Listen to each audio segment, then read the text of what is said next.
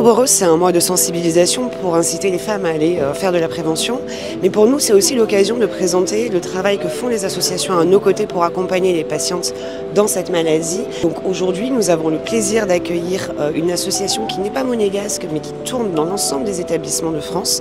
C'est la 2e édition, Tout le monde contre le cancer, qui viennent avec un certain nombre de bénévoles qui viennent prodiguer des soins de confort et de support à nos patientes. Nous accueillons également les sociétés monégasques qui travaillent au quotidien à côté de nous pour qu'elles puissent présenter leurs actions et être mieux connues de nos patientes. Le cancer détruit les corps, mais il détruit aussi les esprits, il détruit la vie sociale, il détruit la vie familiale.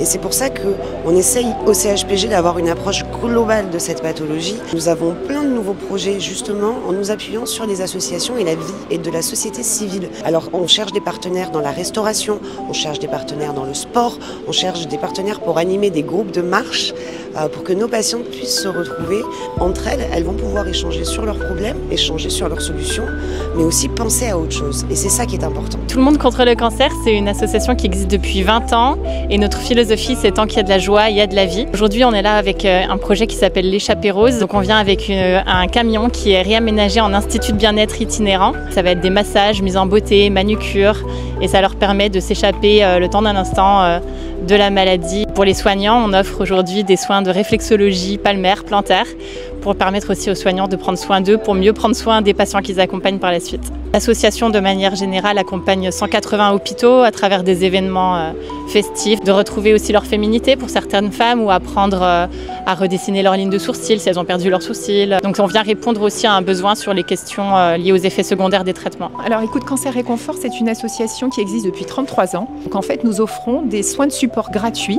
aux patients atteints de cancer, mais nous recevons également les proches aidants. Nous faisons également des visites à l'hôpital de jour pendant les traitements de chimiothérapie des patients. Nous accompagnons également les patients en post-opératoire quand ils viennent juste d'être opérés. Au niveau des soins de support, nous avons une socio-esthéticienne.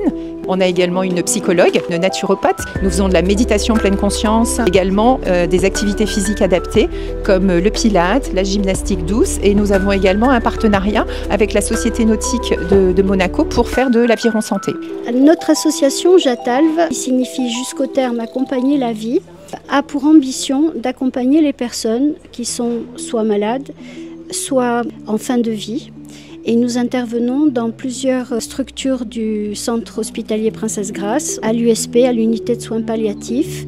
Et notre rôle essentiel est de venir à la rencontre des personnes qui viennent pour un séjour. Nous souhaitons également accompagner des personnes à leur domicile. Ça, c'est un futur projet. Nous avons un siège social situé 6 rue des Açores. Nous sommes tout le temps en train de former des bénévoles à l'accompagnement. C'est une tâche délicate. Nous soutenons aussi les soignants. Tout cela, bien sûr, dans la confidentialité la plus stricte. Parallèlement à ça, nous organisons aussi un groupe de deuil qui est gratuit, qui se passe le 3e lundi de chaque mois à notre association. Au dehors de l'hôpital, rien n'est proposé et chacun se débrouille un peu comme il peut faire. Un deuil, ça se construit, c'est un vrai travail qu'on fait, un vrai voyage intérieur.